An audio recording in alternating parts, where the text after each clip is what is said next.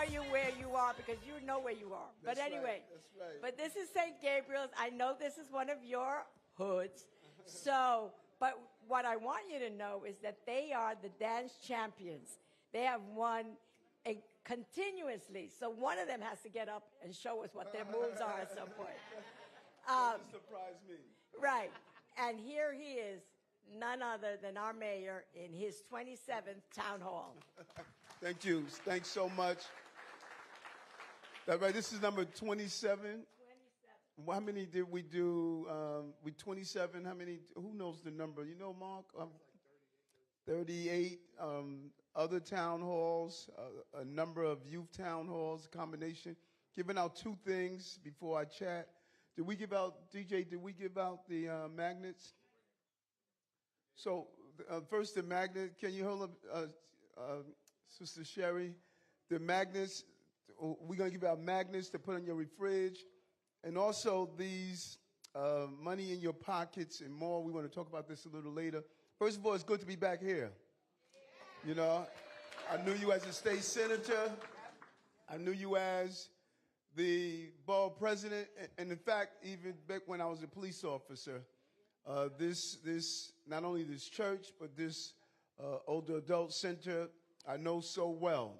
And it's been a long journey, folks. A long journey. And who's the council member? Oh, I didn't even see you there. You know, you look like a staffer. How are you? Did you say hello to everyone? No, come on. You gotta give it up for your councilwoman. You know, every time I see her, all she talks about is children. Former teacher, bringing that experience in. So let's say hello to everyone. Good afternoon, St. Gabriel family. You know I had to brag how we are undefeated champion across the city for the dance contest. And we're going to show the mayor some moves. So good afternoon, everyone. Always happy to be here. Mayor, welcome to District 40 with all of your colleagues in government. Thank you for being here. And St. Gabriel, you know where my heart is. You know, I love y'all to pieces. I have an older mom who's 90 years old. So working and protecting older adults in the city along with New York City kids is a passion for me. So I got your back every day, all day. Love you all. Thank you. Thank you. Thanks so much for coming out. And so when I left you as the borough president and became the second mayor of color in the city, I inherited a city in 2022 where crime was soaring, unemployment was real. We were losing jobs. We had something called COVID. You know, we were knocking on doors, handing out face masks as the borough president to different residents. Our foster care children were not receiving the support they deserved. 600 to 700 were aging out every year, slipping through the cracks. We were not identifying dyslexia early in our school system. Our tourism was decimated. 237,000 migrants and asylum seekers came to the city. When you looked at where we were 2.5 years later, and if you want to say 3, we'll give you even 3, what did we accomplish? More jobs are in New York in the city's history. More small businesses in the city history. We're paying the college tuition of foster care children, giving them life coaches until they're 21 years old. We've built more housing in individual years in the history of the city. Moved more people out of shelters into permanent housing in individual years in the history of the city. More people are participating in our FEPS voucher program for housing in the history of the city. Paying off medical debt. Putting $30 billion back into the pockets of working class people. Low-income New Yorkers no longer pay income taxes now in this city. We removed income taxes. Increased the amount for individuals who are using Metro cards, what we call reduced fare Metro card program. We have increased that. Built senior housing. Many people talk about it all the time. Passed the most comprehensive housing reform in the history of the city so we could have more housing in the city.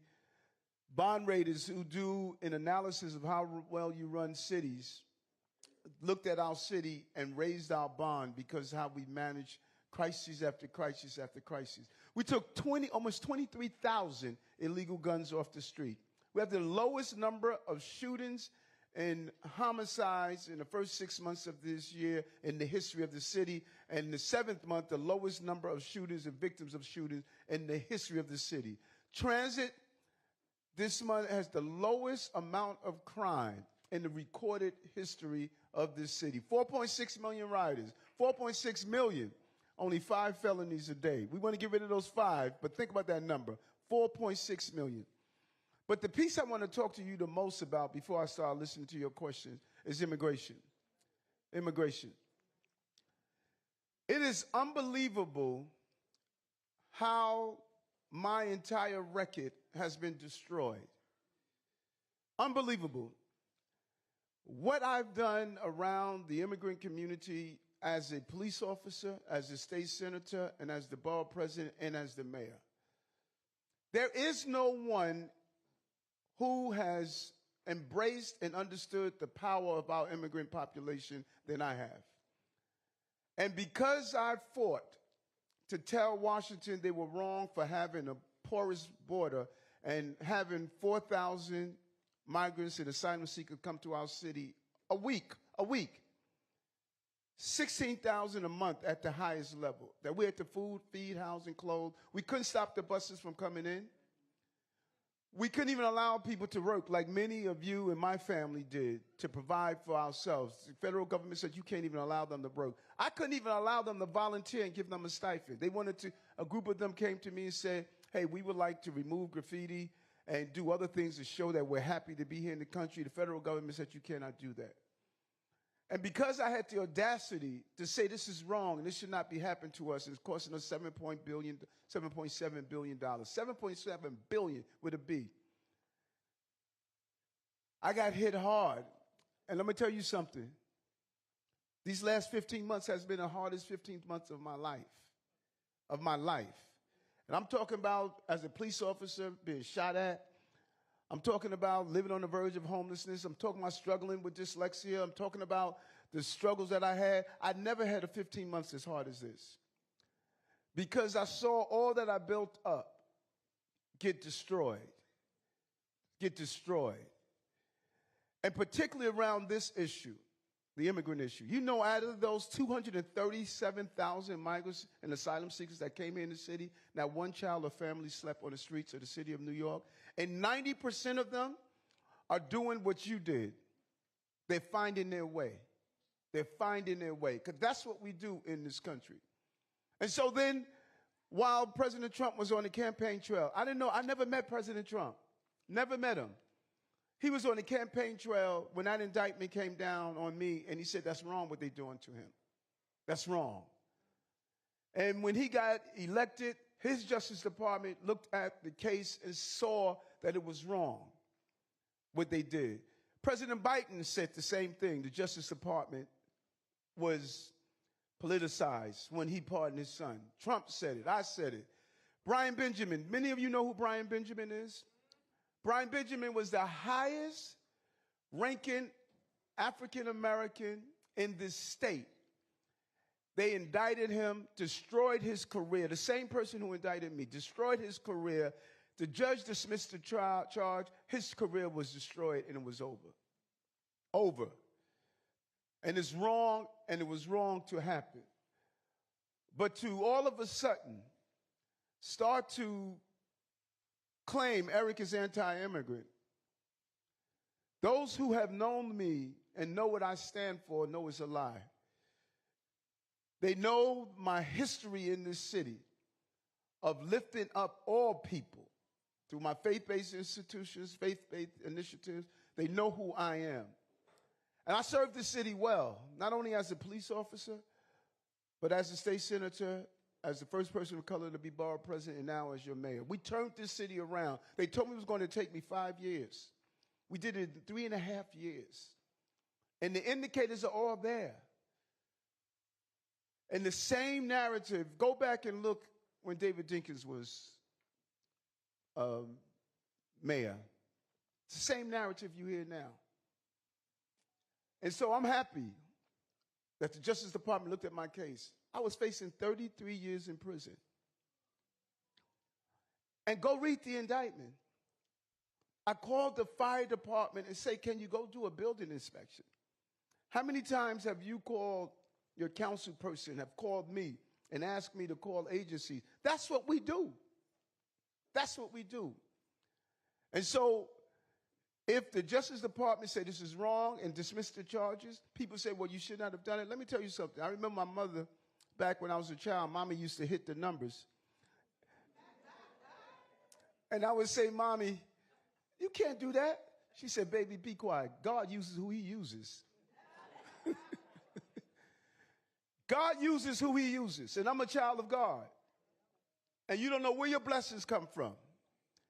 And all of you know that. Because at one time in your life, God used someone you didn't even expect where to come from. So I don't care who comes and give me the blessing that God gave me. God uses when he uses. When I was losing my sight with diabetes, and a doctor came into my life and told me how to reverse it. God uses who he uses when someone shot out my car window as a sergeant. God uses who he uses when families came to put food on our back porches when we were children. God has always used who he used when he is taking care of one of his children of God. God uses who he uses. And I'm not going to curse God. I'm going to thank God for using everyone who has been in my life that allowed me to come on this journey to be the second mayor of color in the greatest city on the globe. And I'm happy to continue to do that job. So why don't we open up to some questions? It's good to be back here. And I know you are good and hard on your questions, so feel free. How are you? Good afternoon, Mayor Adams. Yes, good afternoon. I'm so glad that you came to St. Gabriel's. We welcome you. My name is Diane Sterling, and my question today is, why is it so hard for us single seniors to get an apartment? And why is the cutoff level for the monies, where the income is, like for one person, why the cutoff is like not like in my category, or I'm talking for the others, because we are low income, especially when we are retired. And lately I noticed that the price is 70-something thousand. You have to be working for like 80-something thousand a year. And it's too high, and it's like 13 years now I have been, I've applied for like an apartment with New York Connect, and it's like before my salary was too high, now it's too low, No, it's really frustrating. Since 2013 I've been trying to get an apartment, and it's really hurtful knowing you're in this country, and as a single person, you pay all these taxes, and, it's like the building, I see the apartments going up, all over the place. But because of the category, how they cut off the money level for that apartment, it don't care how much the bill, it's not going to fall in my level. I will never get an apartment, and that is one of my deepest concerns. For this table, a lot of people here are seniors, and you could see, we could skip, we could run. Not everybody needs to be helped, like those, I think they have some apartments for, senior apartments for people who need help, I'm talking about people who could, they could do stuff for themselves, and that's my question. And one other thing is that this is the first time I'm seeing you up close, and you look more handsome than when I see you on TV. Yeah. Okay. So would you consider that? Would you go over that with your representative, please? Okay? Yes, yes, yes. All right. Let her talk more. And I do No, appreciate okay. all the stuff that you're doing. Yes, Because yes. I was one of those people who got a group of people. We voted for you Yes. when you came into power Yes. a couple of years ago. And I hope this time you would win, right? That is why I'm here today, to make Thank sure you. a lot of people vote for you. But just remember us seniors. Yes, We are yes. important too. Yes, Okay? yes. Thank you. Yes.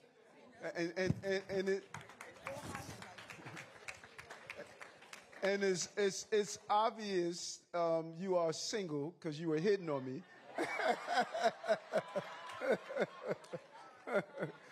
You know, and that's such an important question. And so here's the dynamic. And I was using it the other day, and someone said to me, when I said 1.4% vacancy rate, they said, okay, I don't quite understand what that means. So in our city right now, we have 1.4% vacancy rate.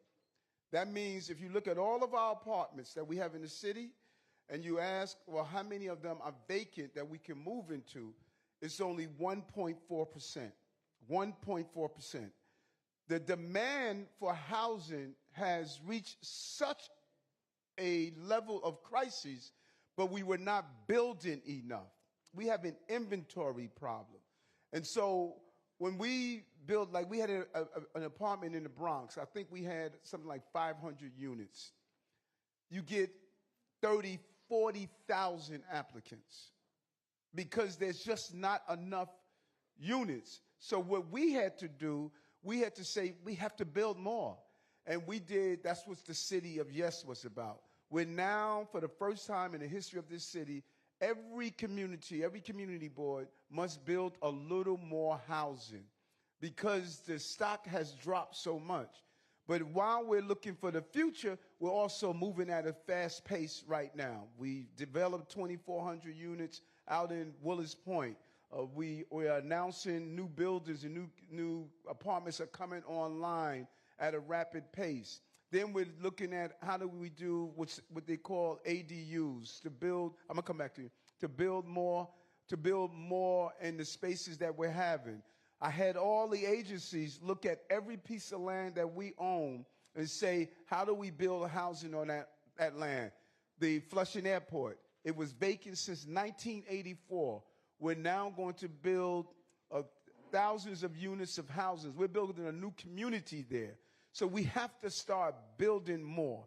And then we have to look at senior housing, which is something that's huge for us to make sure that our seniors can afford to live in the city that we're in. Now, remember, affordable is a terminology that people throw around, but it's for everyone. The seniors, it must be affordable for them. It can't be too high and too low.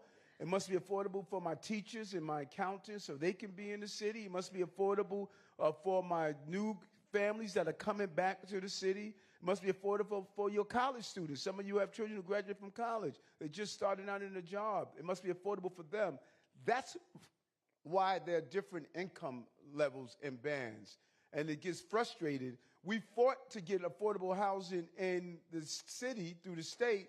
But now if your husband and wife working full-time at McDonald's, do you know you'll move out of the low-income band, and it becomes challenging for you also. So it's a real challenge, but it starts with building more housing. We have to build more housing because supply and demand. If the supply is low, the demand is high, and the prices go high. But that's the problem we're facing. We don't have enough units. Go ahead, ma'am. You want to say something else? Give her the microphone.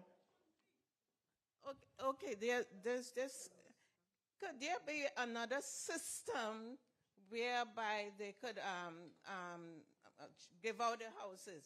Because it's not everybody lucky in passing or winning the lottery. Because okay, how much houses you build, some people would not be lucky to win the lottery housing. You know, so that's another thing too. So that's my problem. And I've been applying since 2013. That's when my mother died. Yes, 2013. And it's because of this lotto system, you know. And if you're a little like maybe $500, a little extra on your income, you're being rejected because they're saying now that your money, your income is over what they're asking for. You know, that's another problem. You know, you really need to look into this, you know, because it's really difficult. I've been, you know, I've seen so much building going up. And, you know, it's like nothing. And I'm really, really, really frustrated. It really hurting, you know, because I'm in this community and I see buildings going up right around. But I don't fall in that category.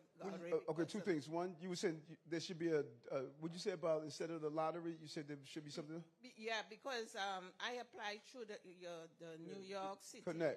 Connect 2, I think. Housing they Connect. upgraded. I was on 1, now with the upgrade to 2.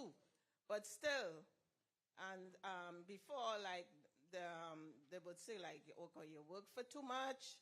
Now I retired. I used to work at New York Presbyterian, had a good job there as a secretary. Now I retired with COVID. And my money level went down. Right. So now I still can't, you know. Yeah, that's and I didn't want to buy a house because I had other plans. Mm-hmm. But that plans didn't work out. But I've been in New York City so long. I've been living here over 30-something years. Mm-hmm. You know, so it's really hurtful. And I would like you to pay attention to that, please. You know, we are focused on that, and it's first we have to build more. Yeah, I understand you're building more, but that doesn't mean do you understand what I'm saying? Yeah, no. Tell me. Okay, let's. Cause this is important. Because this is an important question that is asked often. So I want all of us to fully understand this, because it's asked so much. And I really need to get something because my landlord died 2 months ago. I've been living here over 20 years. He has died. And up to now, I haven't heard from the son. I think he wanted to sell the building. I'm living in a building that housed 6 different tenants. It was okay before, you know. But now the son is selling the building.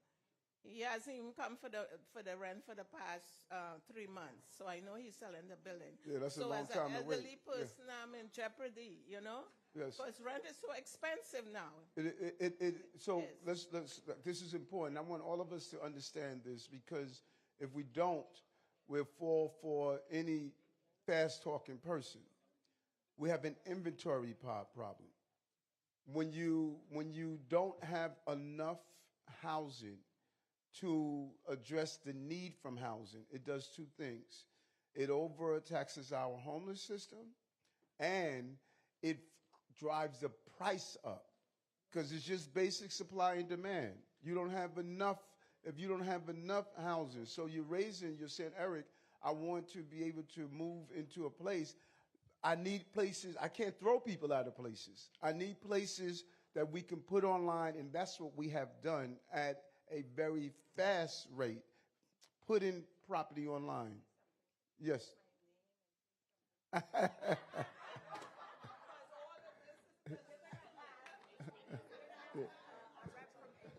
She said give her a call if something comes up.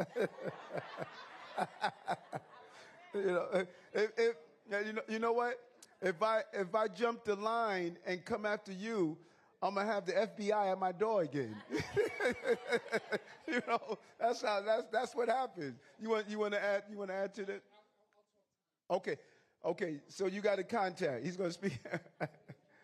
Yeah. Okay.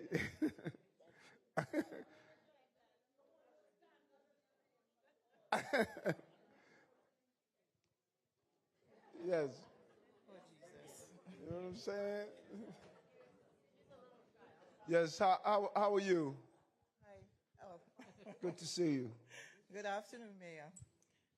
My question is, older adults want to continue working and may need to keep working, but so many job programs are under threat from the federal government. What can the city do to ensure these programs still exist to serve older adults looking for employment? And we love that, you know, because you're right.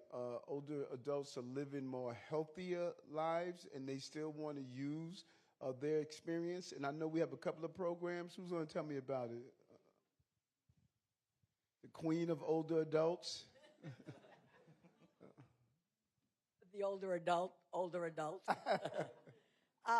You're right. we're really concerned about these cuts. Right now, what we're negotiating with the city is that the city continue the program. And we have 3 programs that this mayor runs for older adults. One of them has been a long-term program for low-income older adults called the Senior Employment Program. We are working right now with OMB to make sure that we can continue that at least through the end of the year. We also have another program that was designed under this administration called Silver Stars, where we bring back retirees, city retirees, who want to come back, talent, ability, still want to earn a little bit of money, but don't want to work full time. So we bring them back. We're again working with our city agency to make sure that that program continues as we move forward. So it is really, I mean, one of his signature programs when he first came in was Jobs for All, and all included older adults. And so that is a commitment that we're seriously working on. We're addressing it as we speak. Someone back there is looking at it so that we could make sure that they are continued, right? Thank you. Love to keep you working, you know. And you know what's interesting, there's a lot of jobs now that are remote jobs. And so you can actually work from home, carrying out the job and function. And many of you have those experiences, you know, so you should also look at that. Yeah, the other thing I wanted to say, Yep.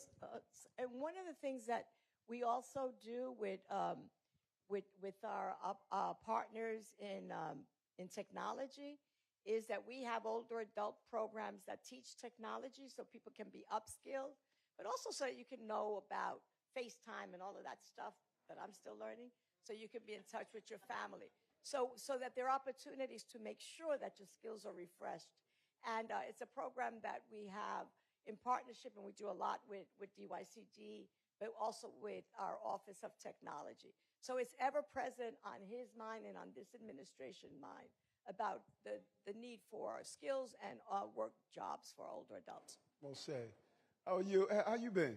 Oh, Mr. Mayor. Good to see you. Remember, we worked together under Chief Bratton in the 90s. Yes, back yes. to these facilities. But You're on a perpetual construction site. Every time I see you, you have that hard hat. well, because I've visited 2 sites so far and I have 1 more to go, Mr. Mayor. But anyway, I want to add a little bit to that affordable housing Yes. issue. One of the issues is that there are outside developers that are making harassing phone calls and engaging in a lot of fraudulent practices to steal housing from people, especially in Bedford-Stuyvesant as well as in Bronxville area. I have a lot of clients that either have lost their properties or about to lose their properties, and when they do that, they renovate the properties without following all of the regulations, and then they raise the rent and rent it to other people coming from outside for exorbitant prices. So that housing, part of the housing solution lies in zoning and planning, and I'll get to that in a minute, as well as fraudulent practices by some of the outside developers. Some of them don't even live in this country. I know some of them because as a registered architect practicing in New York, I still practice, as like you said. I am familiar with these issues. And also, when they want to do work in the building, last week I walked 6 floors up in a building in the Bronx because the elevator has been out for like about 3 months. And the tenant, who is an elderly gentleman, I was told to tell them that I am from the insurance company, not that I was doing some asbestos inspection for them to he was throwing the tenant out so as to rent it to somebody else. These are some of the practices that are going on. There are developers are faking accidents in front of people's properties. They are making rude phone calls, harassing phone calls, and they are paying existing tenants to stop paying rent so that the property owner will lose the property, and they will foreclose on the property, and then rent it out to somebody else without even meeting all of these regulations, because they have friends down in the buildings department that are doing questionable stuff. And there are many more I can talk about. So I will send some communication to the advocate here in the future. But it's good to see you, sir. I've been campaigning very hard for your fourth election, and I'm campaigning hard for you now too. So. Thank you. Good to see you. Yeah, and going back to even the question that you raised, a lot of the buildings that we're seeing, if they need zoning changes, if they want to build more than what they are able to build, we're able to negotiate that through the council, your councilwoman, your council person. And if they want to build higher than they can, that's how we are able to get on private property. That's how we're able to get more housing units. But if they're building without any, if it's just as of right, we do not have any authorization to say what the rent cost could be or what they do inside their building when it comes down to apartment. But if they want to build higher, we're able to attach onto it how many units of affordable housing would be on those units. So some of the buildings you're seeing is just as a right. We can't tell a person who's not asking the city for anything what his rent cost would be. Where we get to leverage that is if they want to build higher than what they are allowed to do. But back to your question, we have been hearing complaints of deed fraud, of people harassing tenants. And so our units go in and they conduct investigations on that to make determination, and the fines are stiff. And the district attorney here, Eric Gonzalez, has been doing an amazing job of going after deed fraud and when people attempt to take someone's property illegally. And that's something that Commissioner Stewart has been doing. Fraudulent practices, people focus on older adults in many of these schemes, and you have to really be careful. We're going to be going around. I don't know if you did it here, Commissioner. Next Thursday? So he's going to be doing a whole series around fraud, what to look for. Next Thursday, his team is going to be here to do that. Okay? Where am I going? How are you, ma'am? Good afternoon, Comrade Mayor. Thank you. My name is Waveney Griffith. My problem is, many older adults, it's similar to hers, we would like to remain in our apartment because we've been living there for years. But our problem is we cannot afford to pay the complete rent. So I'm just asking for assistance to pay our rent, to pay our national grid, and to pay our Con Edison. Just a little assistance. We don't want to move to go in those Section 8 houses with too many people around us. We live in a house that just has like 4 families. So we would like to remain there peacefully. Just a little rent. We don't want to move. We can cook. We can do everything. When we need more, we will ask for more. Please, yes, ma'am. assist us with our rent. Yes. Thank you. So who's going to tell me about Dree and Scree? All right. Yeah. Huh? Hold on, woman. Let's find out. And we can find out how it's not working. Go ahead.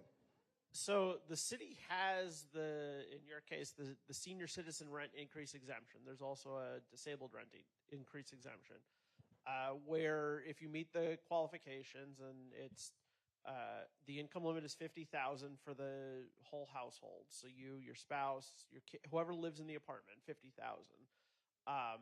If you meet the requirements and if you join the program, the city pays any increase in rent. It's frozen. It's rent freeze. So whatever your current level is will stay your level. Will stay your rent for as long as you live in that unit, and the city will pay any increase in your rent. So it sets you. You're able to manage whatever your current situation is, but it means that your rent will go up. Your situation will get harder. We don't have programs for like Con Ed, but covering part of your rent is for most people a huge burden. So the income limit again is 50,000. The age is 62. So if your spouse, if somebody in the household is going to be 62 by the end of the year, you apply for SCRIE, SCRIE, Senior Citizen Rent Increase Exemption, and exactly what you asked the mayor. The city does pay part of your rent, which hopefully makes other bills and the rest of life more manageable for you going forward. The important part of that is that this administration has been canvassing the city and getting people to apply for SCRIE through our PEU unit. The earlier you apply, the sooner your rent gets frozen and the better it is. So this administration has been going around canvassing to get as many people enrolled in SCRIE. And even if you're a little bit over, enroll anyway, because we're looking at legislation to see if we can change some of those levels. So you got to be in it. It's like the lotto. You got to be in it to win it. Yes. You were saying, yeah. Mm-hmm. Yeah. As the commissioner said, and you can go to your council member also to apply, but happy to help you while we're here. The longer you're in it, the more beneficial it is. Some people join and the rent guidelines board raises rent by whatever, 2%, 3%. And they say, why this isn't worth it? Why am I part of this? But if you're in it for 5, 10, 15 years, however long you're going to stay in that apartment, it compounds. It becomes more and more valuable, and the savings becomes more significant as time goes on. Yes, I've been on SCRIE. I've been on SCRIE since 2014, and I live in an apartment building. But my rent is $1,134, and my money comes from Social Security.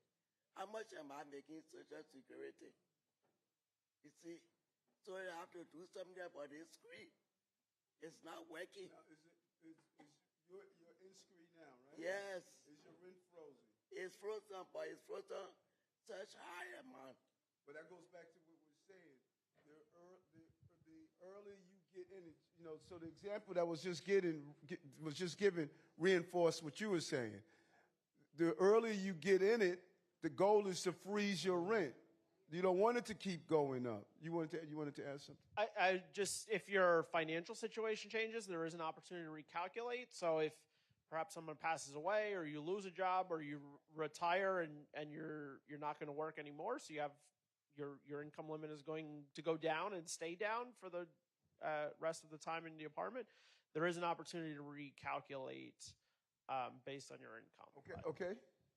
It's an opportunity to recalculate. So really, the moral of this conversation and hearing what was just stated, find out what resources are available. We leave so much money on the table that resources are available from SNAP, Cash Assistant Program, SCRIE, DREE. There's just so many things that the city is doing, and it's important to find out what resources are available for me. And like your recalculation, you may be able to recalculate and bring down the cost of that SCRIE. You're in the program, your rent is frozen. You was in the program since how long? Since 2014. That's 20 years. 10 years. I'm bad at math like the other guy. That's 10 years. So imagine if you were not in SCRIE, every year getting that increase in your rent. So you save by being in SCRIE. So find out all of these resources that you're available. Everything from reduced fare Metro card. Some of you may have medical debt. Number one cause of bankruptcy. We are excusing medical debt. Some of you may be low income that you should not be paying income taxes. Some of you may live in NYCHA or Section 8 where we are paying for high-speed broadband. We need to, in order to survive this, it's not a one act. It's the accumulation of all the resources that we have and that we are giving to you. That is how we're going to bring down the cost of living in this city. Mr. Mayor, I want Yes. to give folks one more piece of information for this. So apply for the programs, apply soon. Once you're in the program, I want to let you know of another protection the city has for you, which is protection against source of income discrimination. So once you're in a rental assistance program, your landlord can't treat you differently. They can't stop making repairs. They can't try to kick you out of the apartment. If they do, you reach out to us, the Commission on Human Rights. We'll investigate and we'll open up a case. Right. The other thing that's really important for you to know, and I think the mayor has alluded to this earlier, because we know that the earlier you're in it, there's a lot of programs that we have left on the table. He has started a whole campaign of know your benefits. And so we go to different neighborhoods at different times. I know last week we had one in Harlem. We go to different neighborhoods and we canvass that community with all of the benefits. So I don't know when the next one's going to be here. We'll find out. All right, we'll find out. But we're doing that throughout the city, and that's going to go on through the rest of this summer, so that people could know exactly what we have and what you're not availing yourself of. And that's what, that's what this card that we just handed out, everything from affordable health care, eviction prevention, child care, discounted Omni cards, home emergency, home energy assistance, talking about Con Ed and others, rental assistance. There's just so much more on that is offered. I mean, you see this little box up here in the corner, QR code. Do you know how to use this QR code? Huh? Everybody knows how to use it? How you doing? Good to see you. So if you put your camera on top of this, a little yellow box will open. You click on it, and it will take you to a website. All right, good to see you. You know that? So this QR code will lead you to a website, and we should do a real training on QR codes. But all of these programs are available to you. Take advantage of it because, as you stated, it's your tax dollars. Your tax dollars are paying for these programs, and this is how you get your tax dollars back. Okay, where am I? I'll come to you.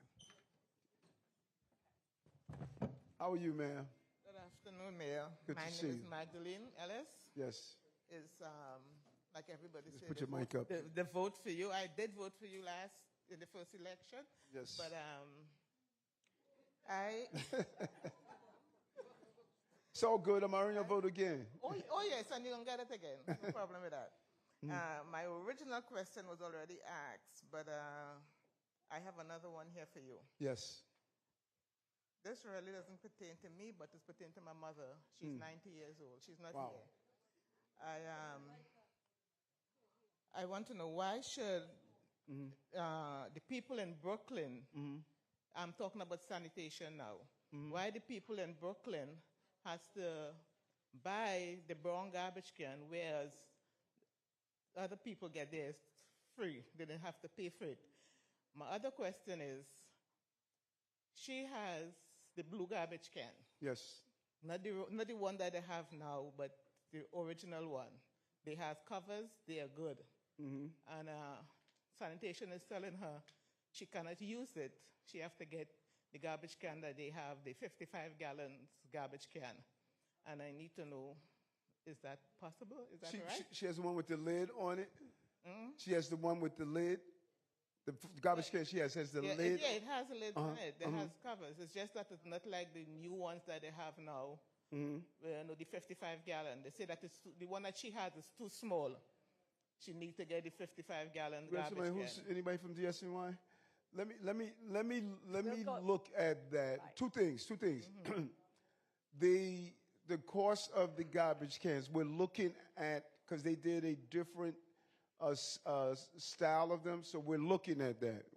We're going to try to get the money to pay for that, but it's not Brooklyn has to pay and Queens doesn't. That's not the way it was reported. But we're looking at the issues around. I think it's $14 million we have to find to make sure that the different sizes. Okay. But if I'm of the mindset, if you have a garbage can where it's the lid, it fits all the requirements, and it's doing a job. I don't see why you have to change it, but let me find out. Let me find out what the rule is. And You know, she was told yesterday, say it's too small. She needed 55 gallons. let me. Where's DJ? DJ, can you just do a quick check on that for me? Yeah, hold on one moment, man. Hold on.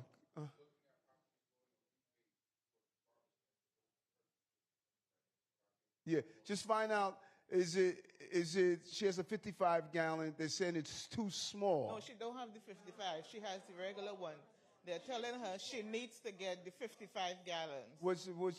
So find out if it's a garbage can. They have a lid on it, and it's everything, but it's just a smaller size. Smaller size. Do they have to replace it? I don't know if I like that. I got. Let me check that out. First of all, she's 90. She should have whatever she wants. You know. Let us look at that. Let me look at that. Okay, that's a very good point. And, go ahead, ma'am. How are you? I'm fine. Good afternoon, Mayor Adams. Yes. Our concern is about the use of the scooters and motorbikes are being misused due to the driving recklessness. Mr. Mayor, what can be done about this?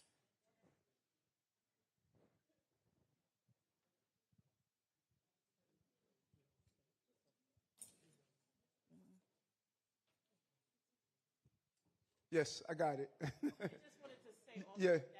that I guess she misplaced the second one. That also that the people that are riding these scooters are riding on the sidewalk. Yes. They're not Yes. the rules of the road and the Every commissioner, every town hall we go to, we hear that question. Every town hall we go to, we hear the questions about these darn scooters. Okay. Okay. Okay. Riders are riding on the sidewalks and are not using the bike lanes. they're riding the sidewalks and not using the bike lanes. Yes. So we agree 100%. After COVID, everyone started ordering their food inside. Many people didn't want to get on the subways. So we had this whole scooter boom in the city, all over the city. You have these scooters all over the city. So we took off the streets and destroyed over 130,000 of these illegal scooters, ghost cars, etc.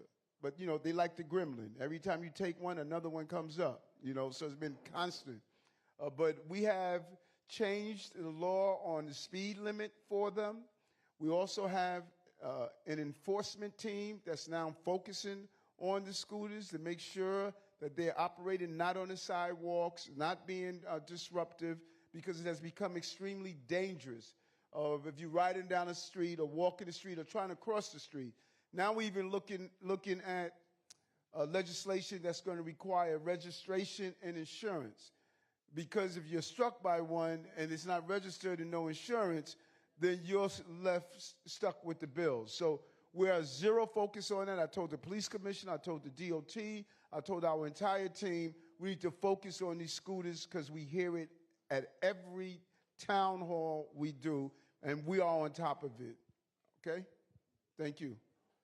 Where am I? Good afternoon, Mayor Adams. How have you doing? How are you doing? Oh, my goodness. It's been years. Yes. Oh, my goodness. We go back, what, at Long least 20 time. years? We go back as far as car seats. Yes. My members have two questions. Yes. One of it is public safety. Mm-hmm. Can the NYPD start doing more patrolling in the area? And both walking and what? Driving. And driving by. And making their presence known and felt. Yes, love that, love that. Talk to me, Commissioner Stewart. Yeah, definitely. I would say now that we do have cars that's patrolling, and all of us know there is a shortage of police officers. Nobody's taking the test. The mayor and I went to a graduation today. We have over 916 new cops. But sometimes you might not see the cops when they're patrolling because they're answering different jobs. So is there a certain location or a certain area that you're talking about that you don't see cops or something's going on in your community? Let us know, please, because we are here and the cops are out there and they're doing what their best. So who asked the question? Well, this was the table. It was the table. Was the table? Sorry. Okay. Yes. So, again, we do have cops out there. The cops are out there. They're working hard. These cops are working 12 hours a day. They're out there protecting us. You might not see them, and there's cops that you're not going to see either who's in playing cars. So we are out there. Maybe you just don't see them at different times. Share what you're doing.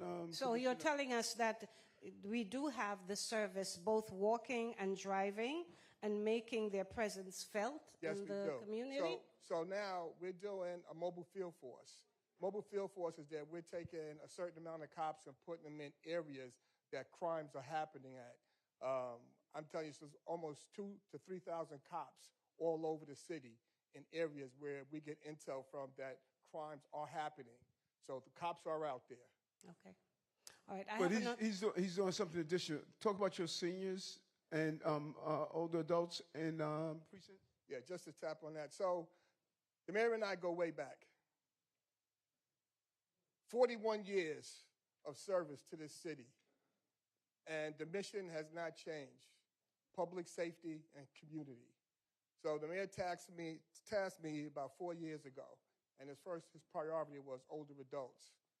His mother, she transitioned. My mother's still here. She's 87 years old. And my father was in a nursing home. And we used to go to nursing homes and watch these seniors, older adults, not get their attention that they deserved. So my mother used to go to everyone and say hi, and we used to make sure that they got the attention that they needed. So this was very personal to me. Commissioner Vasquez and I, we put together a plan in 6 months that there is a community affairs officer in every precinct for older adults. And he's here now. Ewart, everybody should know who he is. If you don't, if you don't. He's a regular at St. Gabriel, so we right, know him love very that. well. Love that. Love that. That is so good to hear. But also in housing, too. And in 9 PSAs, there is a community affairs cop assigned to our older adults. And we also have a crime prevention unit. And I'm so proud of her. Captain Bowden, who sits in the back, my right-hand woman. She keeps me up to date on all our crime stats and all our older adults. And this year already, we did over 2,000 crime prevention stats for older adults. My mother was scammed twice. And I tell her every day what to watch out for. The problem is that once you are scammed, you're embarrassed to report it. And I didn't find out until my neighbor told me about what my mother went through. So we're going to do a scam prevention course here on August the 14th. We have a time? 1? 12 to 1. So important, because what happens, these people are preying on you. Just like we have jobs, that's their jobs. And our job is to make sure that you are not scammed out of your money. I think my mother lost like $2,500. Somebody got a hold of her checkbook. But our job is to make sure that you feel safe too. So Captain Bowden, thank you for the work that you do. I always leave you out on those older adults, but she's a treasure. Listen, and we also do a lot of things for our youth too. Sometimes you turn on the TV and you see what our youth is doing in the street. No, our youth are doing great things in the city. The mayor also tasked me to come up with different programs for our youth. We have them doing the aviation program. I wouldn't have thought that we brought these programs to our neighborhoods. We have over 1,200 kids that signed up already, and they work with our aviation program, with our cops. And it's not even about aviation, it's about making that relationship with our youth. We also have a harbor unit with our youth. Over 1,500 youth signed up for a harbor unit. I also started a college tour where we signed up with CUNY, DOE, and DYCD to help us do these college tours. So far, we took 22 schools, so over 500 kids to these colleges. And I have two daughters, and I remember when we pulled up in these colleges, they saw the campuses and their eyes opened wide. So what was missing with our kids? Transportation and opportunity, and we provided it. We also have a real estate program that we have with our kids too. Glad to tell you, our first kid, 18 years old, can sell houses now. He passed he's certified and he passed the test. So we have a lot going. We have sports too, but sports is not everything. So make sure that our kids are not just dribbling the basketball. There's so many things that our youth are doing, but just to tell you, we're doing great things in our communities and for you too. So true. And go ahead, brother. I know the mayor likes this. We also do a baby shower. I don't know if you ever heard about it. We do baby showers throughout the whole city. Thousands for of people. newly mothers coming out. We have serviced over 40,000 new mothers, bassinets, PSC, prenatal and natal care, car seats, diapers. So it's been a blessing that we're able to do this. We have over probably 75 vendors who also assist us too. Real good programs. He redefined community affairs. Now remember, he's in the police department, but he's being proactive on how we could do more for our children and families. Yes, go ahead. Mm-hmm. Yes, I have another question from one of my seniors. Yes. He's not handicapped, but a little bit disabled. Mm-hmm. What he's saying about Omni, the Omni card. Yes. The Omni card is not in every station. Mm-hmm. And for people who need to pop up the Omni card, mm-hmm. they have to go to at least 4 stations away for the machine. Mm-hmm. What can be done about that? That's very interesting. Good evening. How are you? Good evening, Mayor. How are you doing? Good, it's a pleasure to see you today. Thank you. And pleasure that you have come to see Gabriel. Yes. For all the issue. I talk about the Omni card. Now, they come right now that all the station, they have the Omni card. But now we have some people have the other card that they use for a long time. So now, all the stations have the Omni cards, but they don't have the machine for the metric card. So now, if you have a metric card, you have to go all the way to Nevin to put money on that card.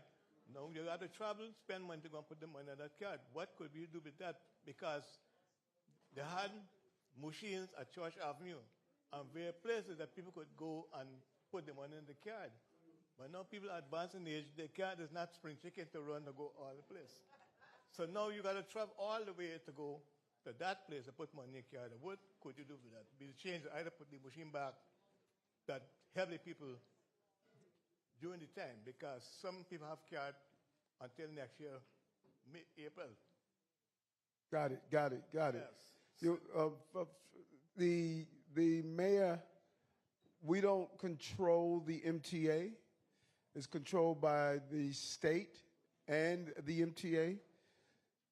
The mayors don't control that, and the city does. The city council is not in control of that. So, city, we do not control the MTA. But that's a legitimate question, and we're going to look into it and suggest to them to make the proper modification, because you should not be penalized because they didn't build out enough. And so let us look into that. That's a great suggestion, and we will make a recommendation. Okay? We have someone on the MTA board make a recommendation. Hold on, I want to talk about the garbage cans. Who asked me about the garbage cans? Okay. So your mother can have any size container with a lid until June 2026. After that, they will be required to purchase a New York City garbage pail, which comes in 3 different sizes. We're going to change that. That makes no sense. If you have a garbage pail with a lid, we need to allow you to keep having it. I'm going to talk to the commissioner, and we're going to see about modifying that. That's a great question that you raised.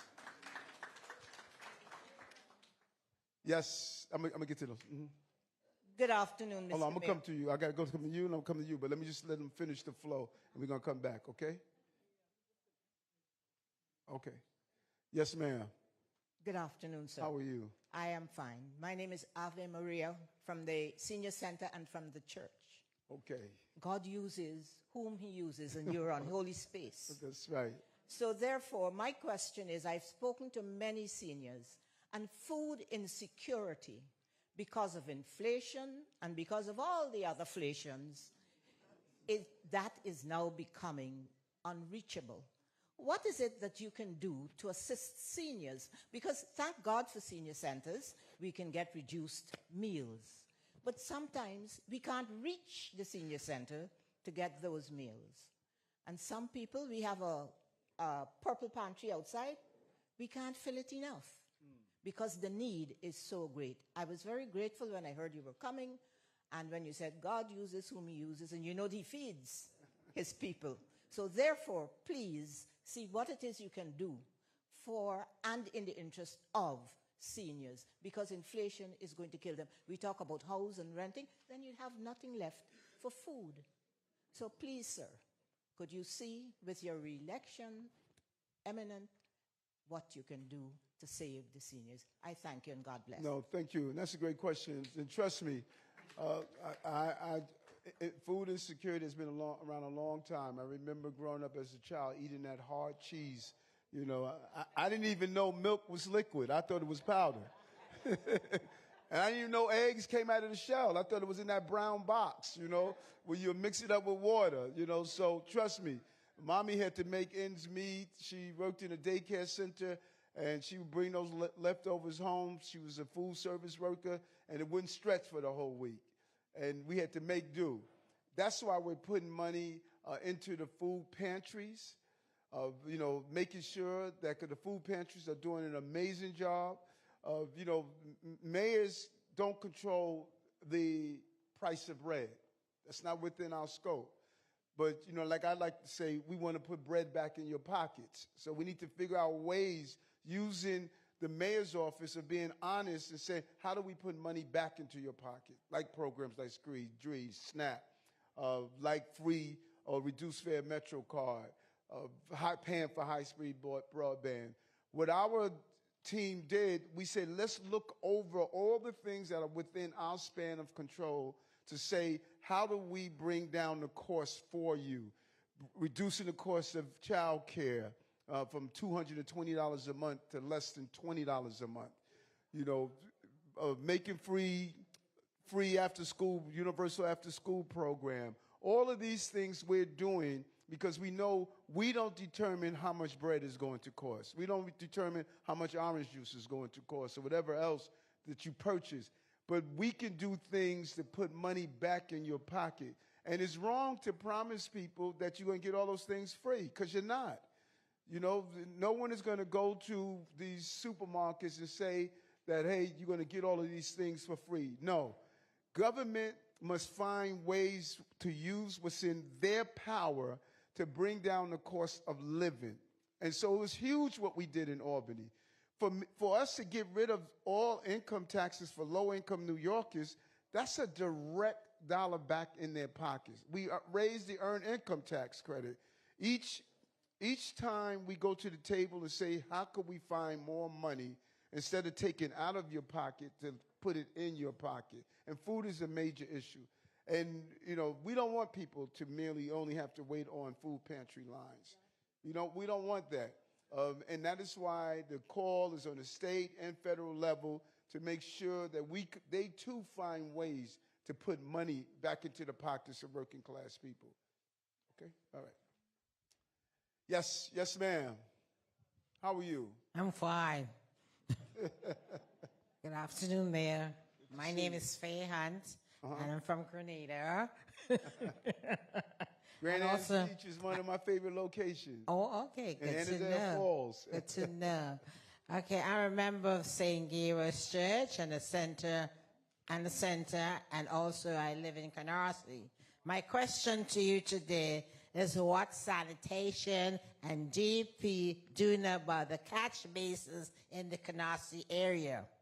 Also, educating the homeowners in disposal of trash causing flooding issues in basements? That's my question today. Yes, we mobilize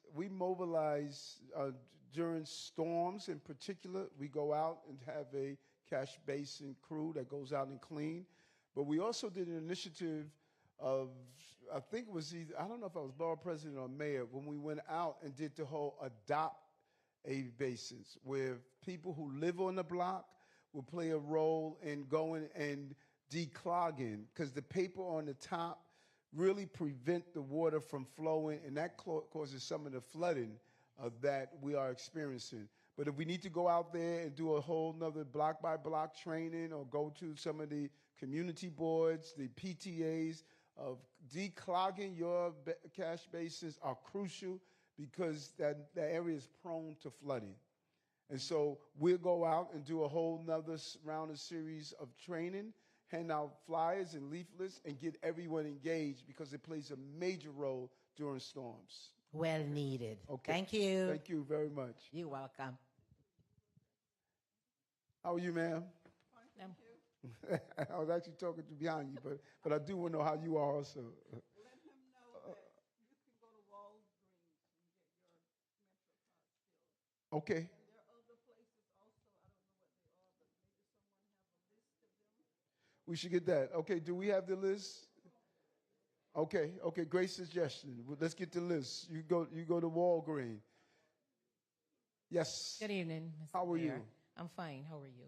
Quite well. We work together, Brooklyn Borough President. When you yes. were Brooklyn Borough President. What are your plans to improve access to health care and mental health services for older adults in our community before we all go crazy? Not going to happen. You want to talk about that? And we have our deputy mayor here as well. Which one? Either one of you can.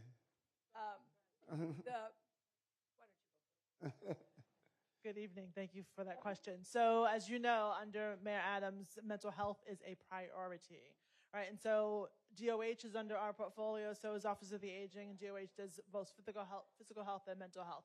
So we have H&H, are the biggest, best public hospital system ever.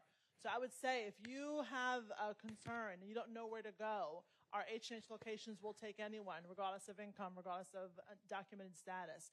So there really should be no access issues for older New Yorkers, but I know that the Office of the Aging is working with all the older adult centers to make sure that we have access for not only the big H&H systems, but our local clinics. So if you have a specific issue, I'm sure there's a listing that they have that we can get to you, because there should be no reason folks don't have access to health care, both physical and mental.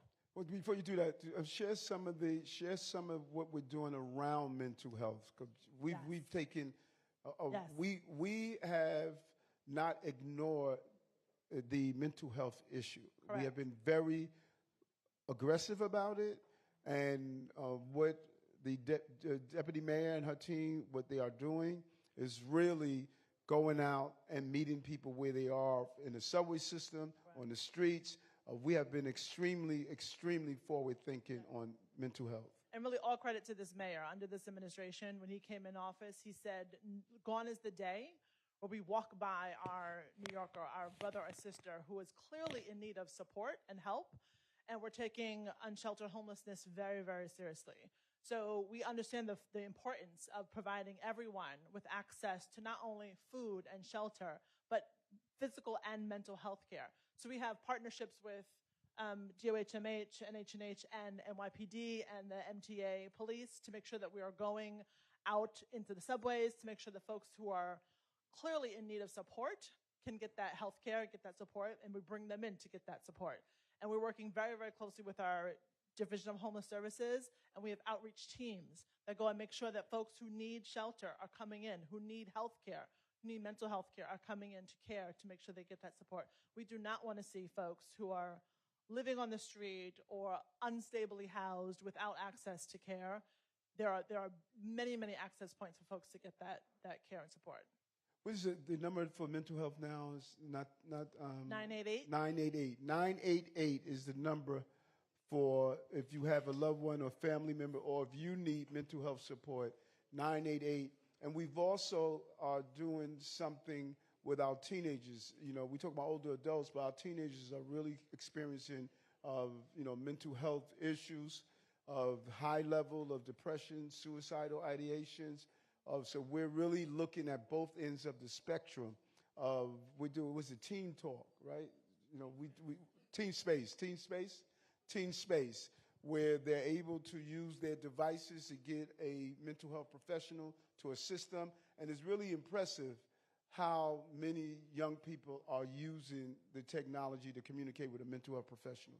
Thank you. Thank you. What I want to add on to is that under this administration, we had mental health services in about 14 older adult clubs. Now we have an 88 older adult clubs. We negotiated with the state so that we could bring them to older adult centers. So there's 88 mental health professionals who are available. I will look at which one in this area has mental health services.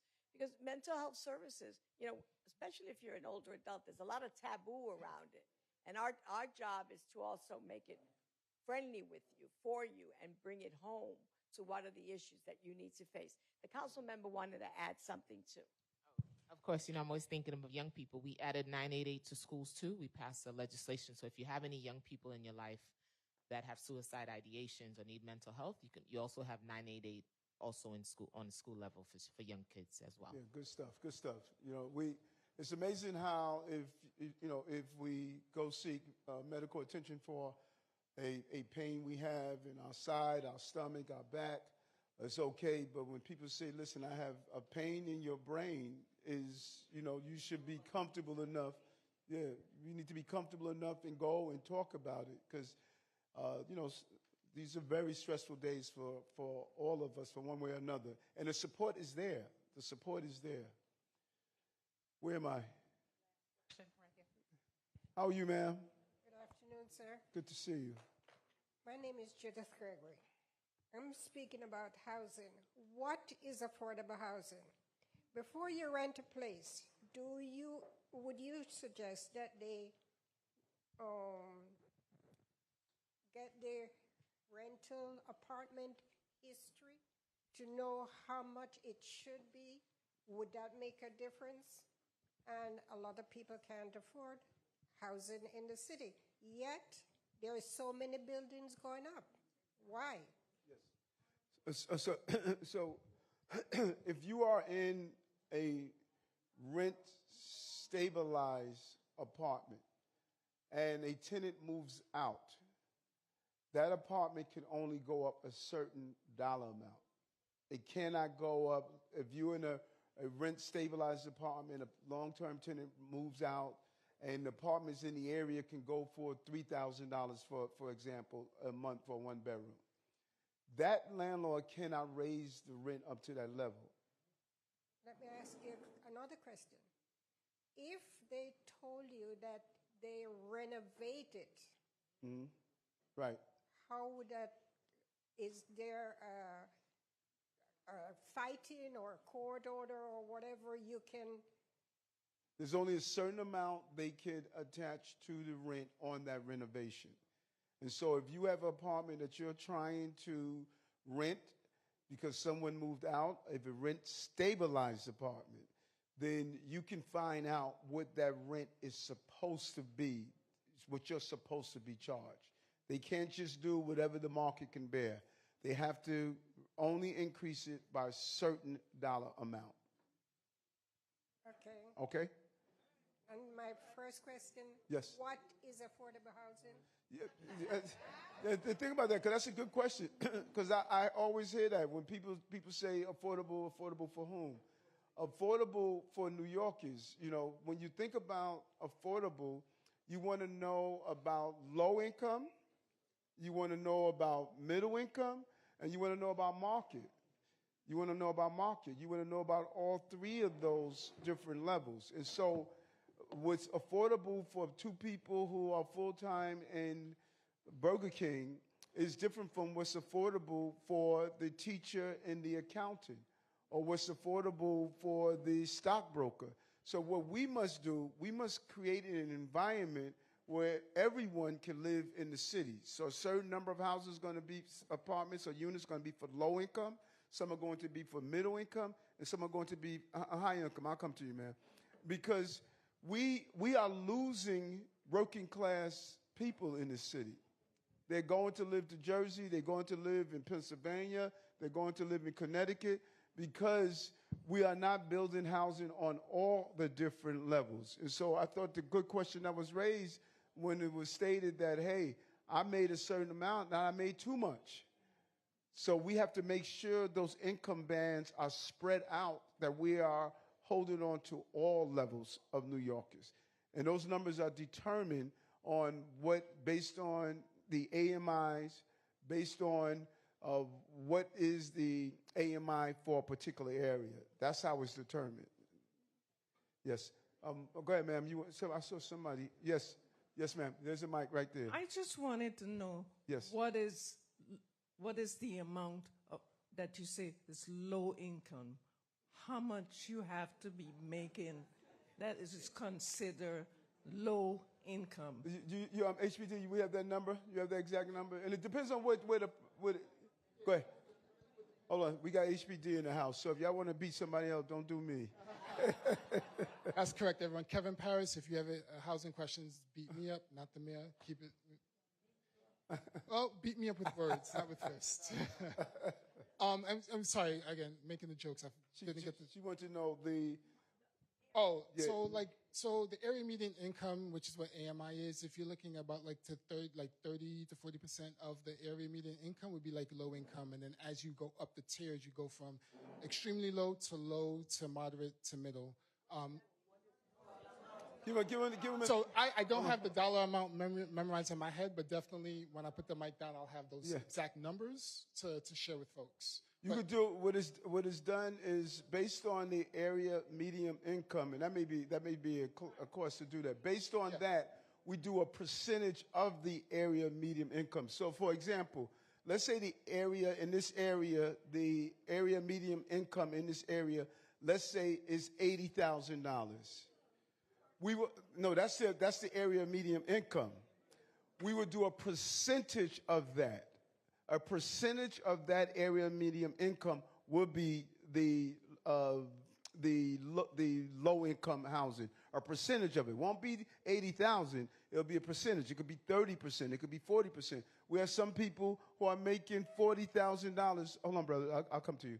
We have some people that are making $40,000 are able to move into those low income units. So it's a percentage of the area median income that we determine what is the low income. Now, here's the flip side of it.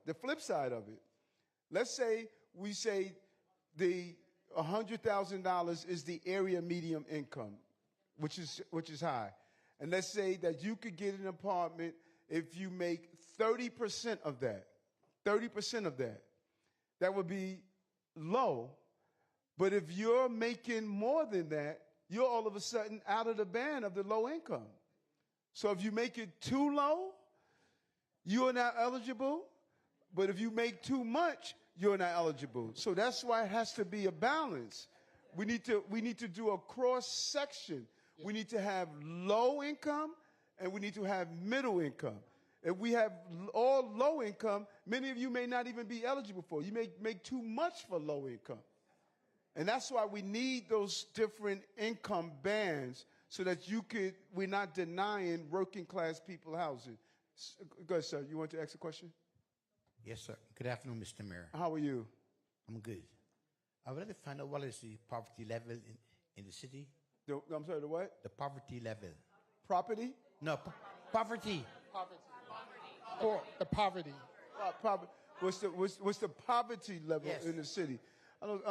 The best way to do that, we can answer that right away. DJ, can you do Chat GPT?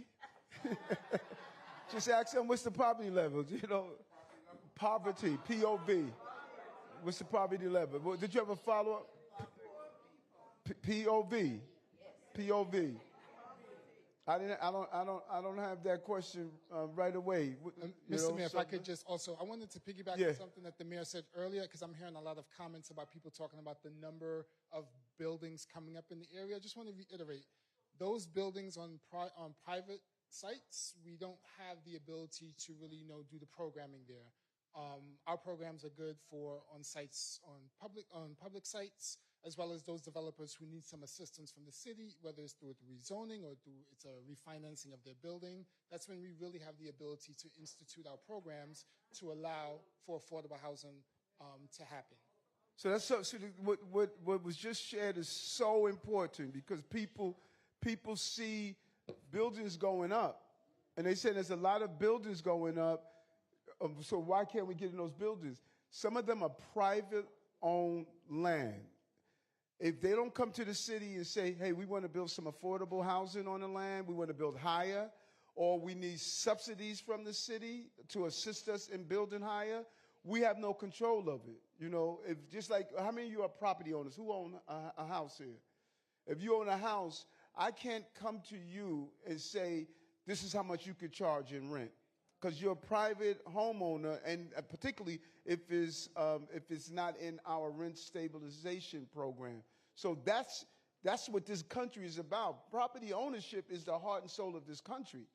And so this country is not about dictating to homeowners what are they doing to their property. Now, if she wanted to build higher than what the zoning allows, now we can negotiate and say, okay, you want to build more units on your property? You have to have a certain number of them are going to be in the affordable program. Or you may need money from us to subsidize what you're doing. We're saying, okay, you want to do that? Now you need, you're going to do a certain number of affordable units. It could be 70-30, it could be 80-20, but in some cases, it's 100% affordable. What we're doing out in Shea Stadium, 2,400 units, all of them are affordable housing. All of them are affordable housing. And so that is what this whole housing madness is. So the gentleman who asked about the poverty level, we want to just want to thank ChatGPT. 40,680 for a single adult, 87,780 for couples with 2 children. This was taken in 2022. So 87,000, almost 88,000 for couples with 2 children, and 40,680 for single adults. That's the poverty level. Thanks a lot, DJ. Everybody have promise? So listen. So this magnet here is, we put it on your table if you want to use it. I think it's very important. Oftentimes, when emergency first responders go to your home, these basic information can save a life. Just put it right on your fridge, fill out the basic information, your full name, your emergency contact number, your primary care doctor, any chronic condition, any allergies, and any medication. This information is so powerful. If for some reason that if you're unable to remember this stuff when somebody comes, a first responder, or if you're unconscious, this simple information can save lives. I got to head up to Harlem to deal with this Legionnaire's disease situation that's happening up there. We don't have any cases here in Brooklyn. They seem to be concentrated in central Harlem, and I want to go up there because people are, really panicking over there. So I got to bounce.